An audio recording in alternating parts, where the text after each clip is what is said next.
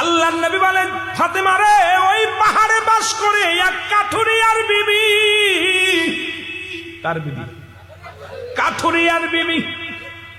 সারাদিন জঙ্গলে কাঠ কটে, বাজারে বিক্রি করে। ওনার বিবি যাবে তোমার আগে জান্নাতের মধ্যে। কয় আব্বা গো, নামটা কি? কয় নাম জামিলা।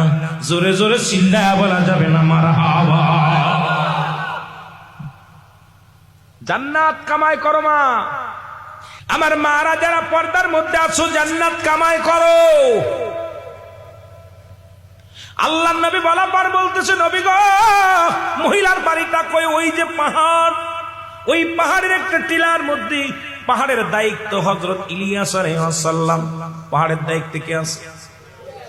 এতদিন পরে শুনে নেন, ভালো করে লিখে নেন, কাজে লাগবে। ওই পাহাড় যে বিশাল বিশাল বড় বড় পাহাড় দেখেন, চট্টগ্রামে বড় বড় পাহাড় আছে।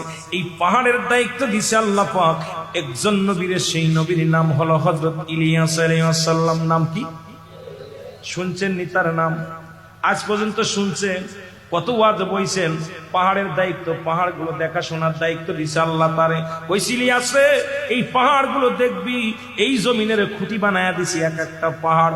আর এই পাহাড়গুলো রক্ষণাবেক্ষণের দায়িত্ব সব কিছু আমার, দেখাশোনার দায়িত্ব দিলাম আমি তোমার।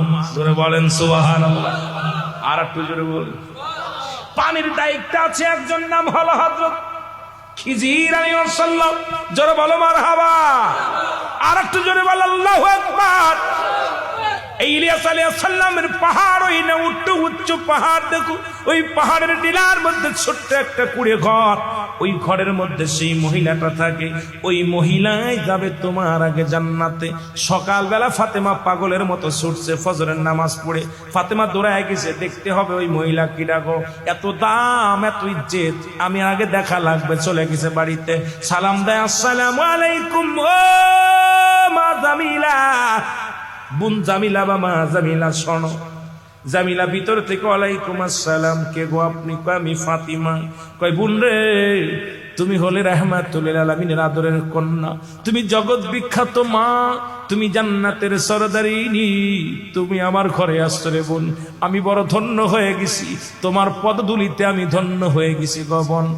মা ফাতেমা ডাকতে কয়, জামিলারে দরজা খোলো, তোমার সামনে আমি পার্সোনাল কিছু কথা আছে, একটু কথা বলতে চাই।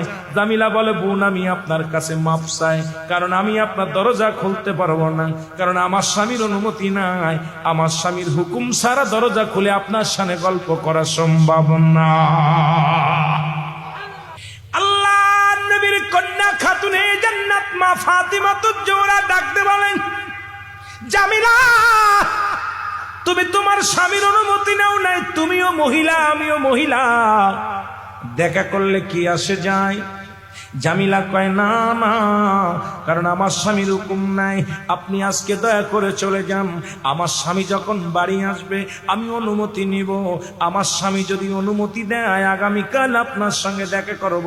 আমার স্বামীর ব্যতীত, আমার স্বামীর অনুমতি ব্যতীত আমি আপনার সঙ্গে দেখা করতে পারব না। জোরে জোরে চিল্লা বলা যাবে না মারহাবা।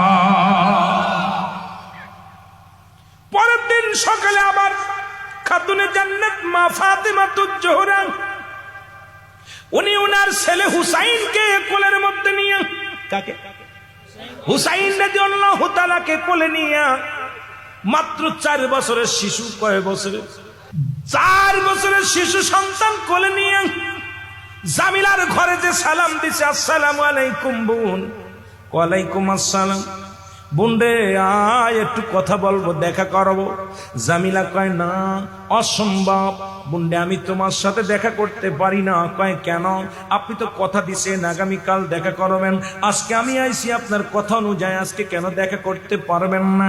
জামিলা কয়, বোন আমি তো অনুমতি নিছি আপনার সঙ্গে দেখা করার জন্য, আপনার ওই ছেলের সঙ্গে দেখা করা সম্ভব না।